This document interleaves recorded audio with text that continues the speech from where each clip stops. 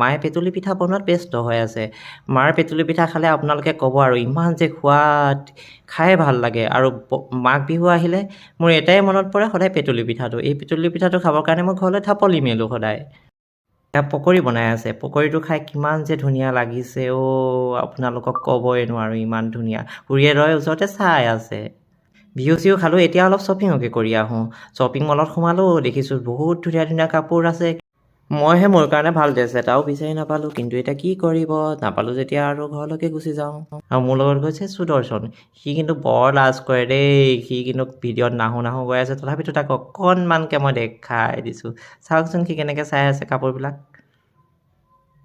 এইটো পেণ্ট ল'বই যেন পাইছোঁ সি, কিন্তু সিও একো নিকিনিলে, মোৰো একো নিকিনিলোঁ। এতিয়া মই ঘৰলৈ গুচি যামগৈ, আৰু আপোনালোকে মোৰ ভিডিঅ'বোৰ চাই থাকিব। যদিহে ভাল লাগে কমেণ্ট কৰিব, আৰু লগতে লাইক এটা কৰি দিব, আৰু শ্বেয়াৰ কৰিবলৈ নাপাহৰিব কিন্তু দেই। Bye bye.